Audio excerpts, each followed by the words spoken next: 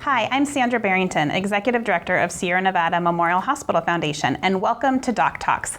This is a series where we bring local physicians to you so you can learn more about them, their background, what they do in the community, and maybe talk a little bit about what they think the future of healthcare is in our rural community.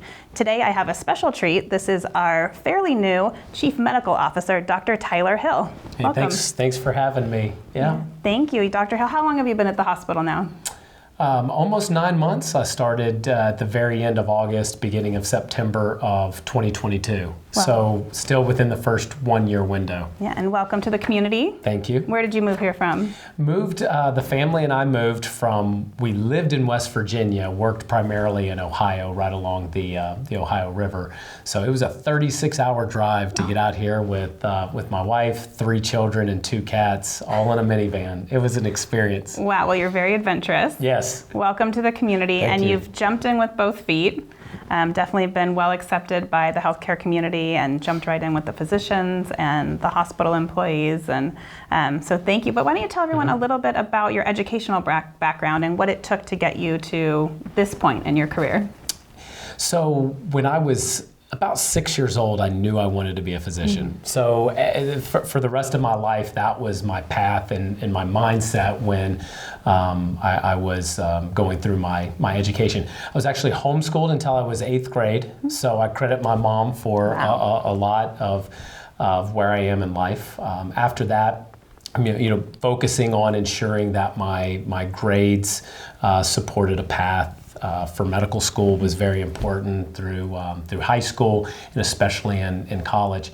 I actually ran track and cross country at the University of Arkansas, so balancing the student athlete role was actually great for where I am now. I think time management and leadership throughout sports, all while ensuring you were successful in the classroom, helped mold me and shape me into where I am and what I do today. So there was the college piece of things, the pre-med route, and then getting into medical school. I did medical school in Missouri, and that was another 4 years. And then after medical school, you choose your specialty, which for me, it's emergency medicine. And that was another 4 years in Southeast Ohio, where I ended up staying for about 10 years before coming out here. So long path all the way from 6 years old, realizing that I wanted to be a physician to finally completing medical school and residency. Well, was there something about emergency medicine that drew you, and why that specialty for you when there's a lot of options? Yeah, I was interested in emergency medicine, but I became a volunteer in the emergency department when I was in high school, and that roped me in big time. And then I became a nursing assistant that next year. So what better than to get paid at doing something that you love? And then I continued to work there throughout college, and it was pretty much a done deal after I'd gotten that experience. Wow, yeah, I hear that a lot of emergency physicians are adrenaline junkies. Do you think you qualify in that category? Yeah, I think there's moments, very few moments in emergency medicine where you have that adrenaline rush, but it's not. Emergency medicine's not TV medicine. I'm not George Clooney, and I don't play a role on the show ER. There are definitely some challenges in emergency medicine in the United States that have great opportunity for improvement. So it's not all the glitz and glamour, but we're an important safety net for people everywhere, especially in Nevada County. And now you're the Chief Medical Officer. Getting from physician to administration, that's a little bit of a pathway too. Yeah. What made you want to go into more of a healthcare administration role? So again, the athletic background, always kind of being in a little bit of a leadership role throughout my athletic experiences really revealed to me that was a part of me that I really enjoyed and felt passionate about. And I became chief resident my last year of residency, and that was the more than just dipping the toe in the water of healthcare leadership. That was sticking both feet in. So great experience, had a really good mentor who ultimately became the chief medical officer at my previous facility. So I kind of had that front row experience, to be able to window shop of what a CMO does and being a physician leader in a hospital.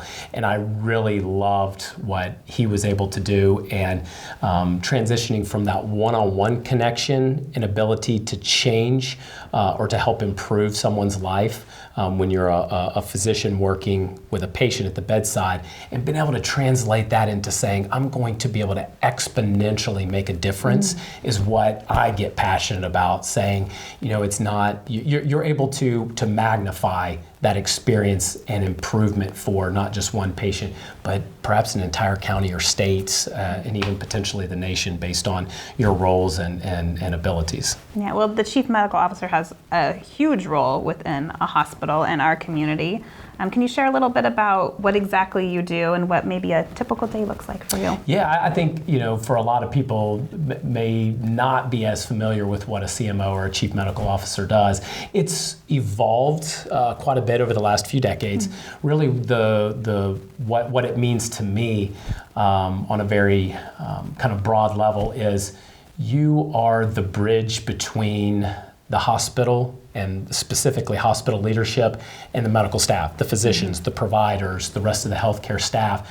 You have to be what I call bilingual, being able to understand the needs of the physicians, the staff, how their mind works, how their world works, what they need, what they envision to be able to deliver quality, safe, efficient care to the patient, but also being able to align with what is the hospital's vision for the hospital itself, but also the community, and being able to bridge that gap and bring both of those groups together to produce something special. That's high level, but I'm very involved down in the weeds with quality and safety. So how do we create safer environments for our patient to reduce errors, patient harm, things along those lines, improve our quality through various routes, ensuring that the physicians we're bringing on have been appropriately vetted, the onboarding process is smooth, utilization. So how are we using the resources that we have? Very involved in that.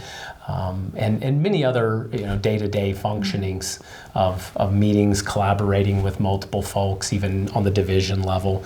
So there's a lot to it down in the weeds, but that overall bridge between the physicians and the hospital is the main the main piece of it. Yeah, and you still take shifts in our emergency department. I do. So I work a couple times. Do double duty. Yeah. And so what's it like? What's it like in our emergency department, being a new physician to the community and being with all your experience in emergency care?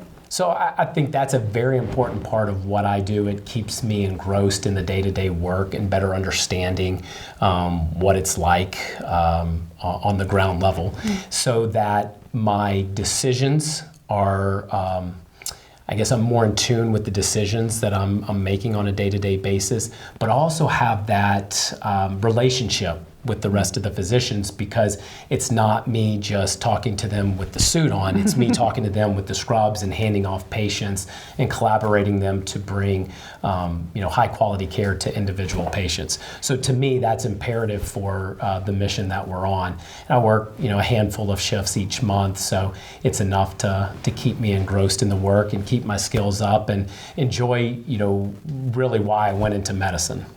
Great, yeah. So what do you see as the future of healthcare in our community, the future of medicine locally? What would you see as your vision for where we're going? I see a lot of obstacles that some we're slowly chipping away at, some we're making leaps and bounds around. So one of the biggest needs for this community is primary care. We have a huge deficit of primary care providers, so we have to pour the cement for that foundation, which is imperative for the long-term sustainability of Nevada County. So with every piece of healthcare, when you envision building something special, whether it's on the national level or down to a specific city or county, it starts with a strong foundation, and that's primary care.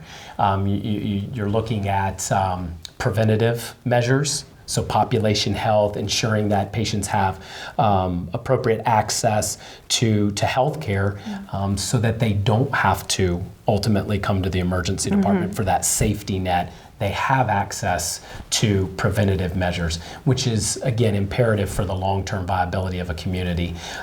So that's what I see as the true need, and we're doing that through some really awesome ways of getting creative with our recruiting, starting the family medicine, the rural family medicine residency. And I think those pieces are the absolute answer to taking us as a county, as a community, as a hospital, to that next level of going in a decade, 2 decades from now, we're going to be strong and we're going to be able to have and see a successful and healthy community. Yeah, Lynn, you've definitely jumped in with both feet on the residency program, working with Dr. Gukin, supporting the philanthropy side of it. Dr. Hill comes to our board meetings. He was just at our board retreat, and it's really wonderful and refreshing to have your support. And we appreciate all that you do. So you can find this Doc Talk on supportsierranevada.org or on Nevada County Media's website. And thank you for joining us, and thank you, Dr. Hill. Thank you very much.